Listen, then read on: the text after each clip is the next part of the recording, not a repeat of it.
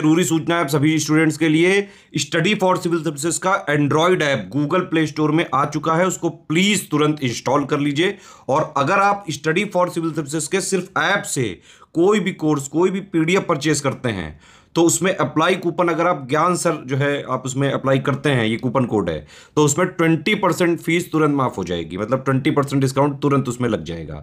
ज्ञान सर लिखना है, नॉर्मली ज्ञान सर स्मॉल लेटर में है सब कुछ, कोई स्पेस नहीं, कोई कॉलम नहीं, सिर्फ ज्ञान सर GYANSIR। इस तरह से अगर कूपन कोड लगाते हैं आप ऐप में बाई करने से पहले, जो अप्लाई कूपन वाले में आता है, तो 20% का डिस्काउंट तुरंत मिलेगा। वीडियो देखिए। नमस्कार दोस्तों, मिसलेनियस के एक और वीडियो में आपका स्वागत है। हम लोग 7 लेक्चर मिसलेनियस के कर चुके हैं। काफ़ी महत्वपूर्ण डाटा मैंने डिस्कस करें, तो प्लीज़ उसको देखिए, अच्छे से उसको नोट कर लीजिए। कहीं अगर नोट बना रहे हैं तो प्लीज़ आपके एग्ज़ाम के लिए काफ़ी ज़्यादा हेल्पफुल होगा ये। तो आज का लेक्चर शुरू होगा अपना क्वेश्चन नंबर 71 से। कह रहे निम्नलिखित में से गलत विकल्प का चयन करना है 2011 की जनगणना के अनुसार। Choose the incorrect option from the following as per census of 2011। ठीक है। हरियाणा राज्य में शिशु लिंगानुपात ग्रामीण और शहरी दोनों क्षेत्रों में न्यूनतम है। In Haryana state child sex ratio is minimum in both rural and urban areas. दूसरा, Uttar Pradesh has the highest rural population. Uttar Pradesh में सर्वाधिक ग्रामीण जनसंख्या है। ठीक। तीसरा, भारत के जैन समुदाय में लिंगानुपात सबसे कम है। और चौथी स्टेटमेंट कह रही है बिहार राज्य भारत का सर्वाधिक जनसंख्या घनत्व वाला राज्य है। Bihar state is the state with the highest population density. तो कौन सा स्टेटमेंट गलत है? इसमें गलत हो जाता है स्टेटमेंट सी, क्योंकि जो सेक्स रेशियो है जैन कम्युनिटी में नहीं, सिख कम्युनिटी में सबसे कम है ना। सेक्स रेशियो जो है, जो लिंगानुपात है, वो सबसे कम किस में है? सिख में है। ठीक है, जैन में नहीं है। बाकी तीनों स्टेटमेंट बिल्कुल सही है कि हरियाणा में शिशु लिंगानुपात ग्रामीण शहरी दोनों में कम है, और उत्तर प्रदेश में सबसे ज़्यादा ग्रामीण जनसंख्या है, और भारत में सबसे ज़्यादा जनसंख्या घनत्व तो बिहार का है। ठीक है, 72 देख लेते हैं। फिर से आपको ये बताना कौन सा गलत है, विच इज़ इनकरेक्ट। ठीक है, सबसे पहले ये जरूर ध्यान दिया करो, करेक्ट पूछा है इनकरेक्ट, इसमें कई लोग थोड़ा जल्दबाजी में गलती कर देते हैं, इसलिए टेस्ट को लगाना जरूरी है। चलिए, क्षेत्रफल की दृष्टि से उत्तर प्रदेश देश में चौथे स्थान पर है, number 1। In terms of area UP rank 4th in the country. जनसंख्या की दृष्टि से उत्तर प्रदेश देश में प्रथम स्थान पर है। और साक्षर जनसंख्या वृद्धि दर की दृष्टि से उत्तर प्रदेश देश का तीसरा राज्य है। In terms of literate population growth rate UP is the 3rd state in the country. तो कौन सा स्टेटमेंट गलत है ये बताना है। तो दोस्तों इसमें से कोई भी गलत नहीं है, तीनों स्टेटमेंट बिल्कुल सही है। जैसा कि आपको पता होगा यूपी चौथे पे आता है, कब? उसके इसके बाद राजस्थान, MP, महाराष्ट्र, इसके बाद यूपी चौथे नंबर पे आता है। और जनसंख्या की दृष्टि से तो भैया हम पहले स्थान पर हैं ही, और साक्षर जनसंख्या के मामले में हम तीसरे स्थान पर आते हैं। ठीक है, तीनों स्टेटमेंट बिल्कुल सही है, कोई भी गलत नहीं होगी। 73 देख लेते हैं, मतलब 73 देख लेते हैं। भारत नवीनतम खनिज डाटा 2023 के हिसाब से सही पूछ रहा है। ठीक है, select the correct option as per latest mineral data 2023। भारत में टंगस्टन का सर्वाधिक भंडार ओडिशा में है, कह रहे हैं। Odisha has the highest reserve of tungsten in India.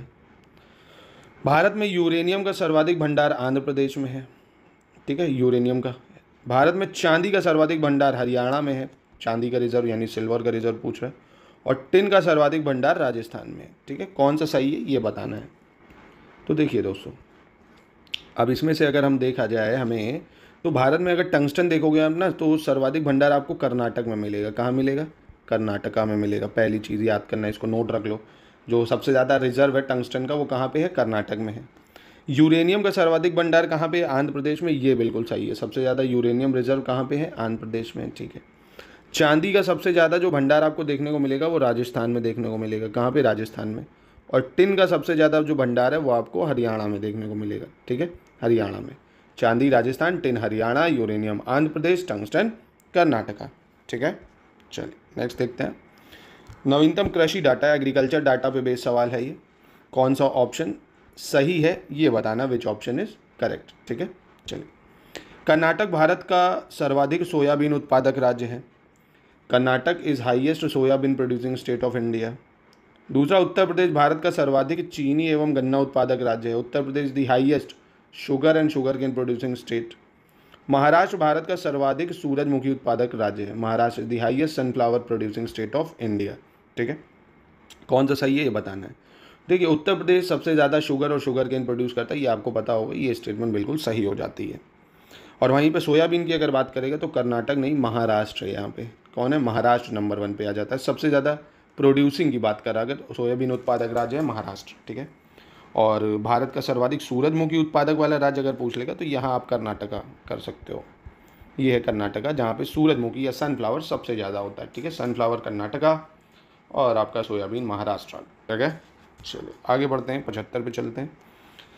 नमूना पंजीकरण प्रणाली सांख्यिकी रिपोर्ट मई 2022 के संदर्भ में सही विकल्प का चयन करना है। Choose the correct option with reference to the sample registration system statistical report May 2022। सबसे अधिक जन्म दर वाला राज्य बिहार है। State with highest birth rate Bihar. State with highest mortality rate Madhya Pradesh, यानी मृत्यु दर वाला राज्य मध्य प्रदेश है। और state with highest infant mortality rate Chhattisgarh, सबसे अधिक शिशु मृत्यु दर वाला राज्य छत्तीसगढ़ है। और सबसे अधिक प्राकृतिक समृद्धि दर वाला राज्य यानी highest natural growth rate Orissa है।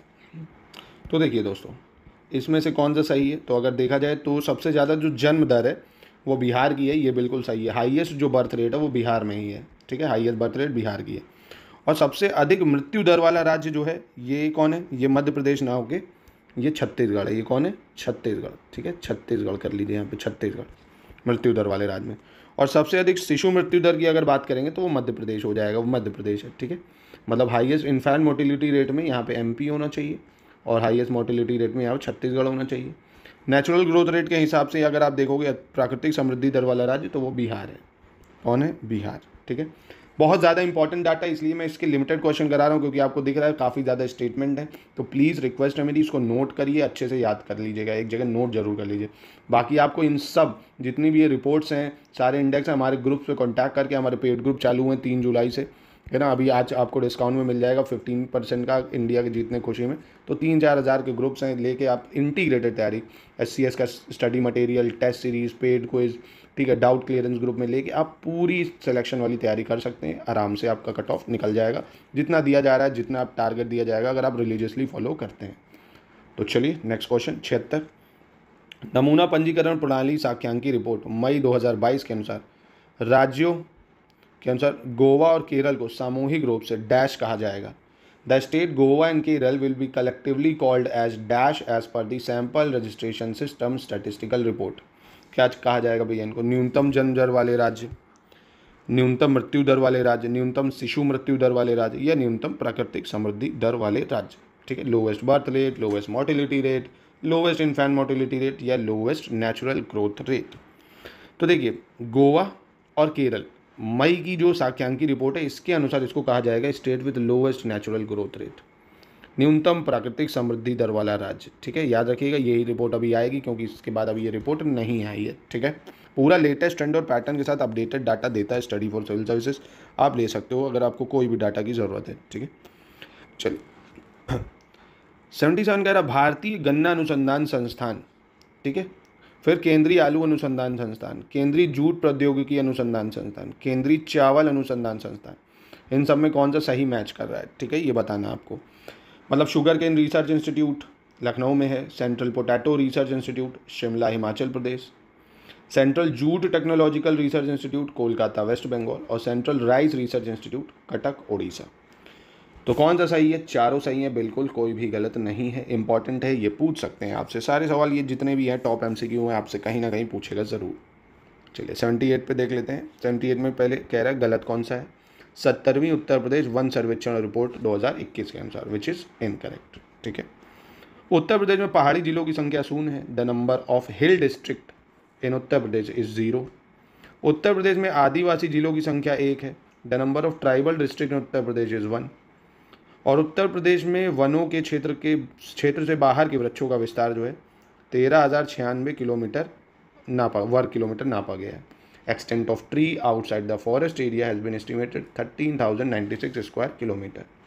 तो इसमें तो भी दोस्तों कोई भी स्टेटमेंट गलत नहीं है, तीनों बिल्कुल सही हो जाएंगे। ठीक है, कोई भी पहाड़ी जिला है ही नहीं भाई, पहाड़ी जिले तो उत्तराखंड में चले गए। आदिवासी जिलों की संख्या 1 है, सिर्फ सोनभद्र है मेरे ख्याल से।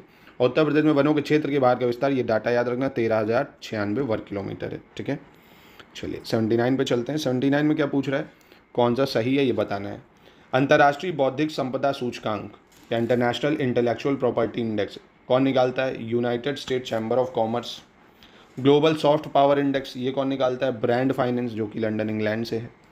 मानव विकास सूचकांक या ह्यूमन डेवलपमेंट इंडेक्स UN निकालता है, संयुक्त राष्ट्र विकास कार्यक्रम। ठीक है, कौन सा सही है इसमें? तीनों बिल्कुल सही हो जाएंगे। याद रखना, रिपोर्ट पूछ सकता है आपसे। Intellectual property right, US chamber of commerce, global soft power index, brand finance, human development index, United Nation development programme, तीनों स्टेटमेंट सही है। ठीक है, चलिए 80 पे आ जाते हैं। 80 कह रहा है Henle passport index international air transport authority द्वारा प्रकाशित किया जाता है। The Henle passport index is published bye international air transport authority. ठीक। दूसरा, लैंगिक असमानता सूचकांक संयुक्त राष्ट्र विकास कार्यक्रम द्वारा प्रकाशित किया जाता है। Gender inequality index is published by United Nation development Programme. Future possibilities index Newsweek, Vantage and Horizon Group द्वारा प्रकाशित किया जाता है। Future possibility index is published by Newsweek, Vantage and Horizon Group. चौथा, विश्व प्रसन्नता रिपोर्ट या वर्ल्ड हैप्पीनेस रिपोर्ट, जो कि काफ़ी प्रचलित है, UN sustainable development solution network निकालता है इसको। ठीक है, तो कौन सा सही है इसमें बताना है। चारों ही बिल्कुल सही हैं दोस्तों, कोई भी इसमें गलत नहीं है। काफ़ी इंपॉर्टेंट है, प्लीज़ इसको याद कर लीजिए। हैनली पासपोर्ट इंडेक्स काफ़ी न्यूज़ में भी है, इंटरनेशनल एयरपोर्ट अथॉरिटी निकालती है। जेंडर इनइक्वलिटी इंडेक्स यूएनडीपी निकालता है। Future possibility index horizon group निकालता है। और world happiness report UN sustainable development solution network निकालता है। ठीक है, तो ये था आज का लेक्चर दोस्तों। प्लीज़ मैं एक रिक्वेस्ट ये करूँगा आपसे, इसको एक बार फिर से ऐसे देख लीजिए, 2 मिनट रिवीजन हो जाएगा आपका, है ना। रिवीजन जरूर करिए दोस्तों, रिवीजन ही देखो, अभ्यास नहीं करते हैं जो लोग ना, पढ़ते तो सभी हैं यार, पढ़ना मुश्किल नहीं है, रोज़ पढ़ना मुश्किल है ना। तो जो लोग रोज़ पढ़ते हैं, रोज़ रिवीजन करते हैं, उनका सब पक्का रहता है। रिवीजन बहुत ज़रूरी है। जो भी आप देखो पढ़ो, एक बार पढ़ लिया ना तो आप सोच रहे हो याद हो गया, एक बार फिर से उसको शाम तक फिर से दोहरा लो एक बार, और जो छूट गया हो 3 से 4 दिन बाद, है ना, उसको फिर से रिवाइज कर लो। रिवीजन जरूर करते रहो। बाकी हम तो ये सब कराते ही रहते हैं, हमारे ग्रुप्स आप ज्वाइन करोगे, उसमें आपको टारगेट स्टडीज़ मिलके आप कंटिन्यू सब कुछ प्रिपेयर करा दिया जाएगा दोस्तों।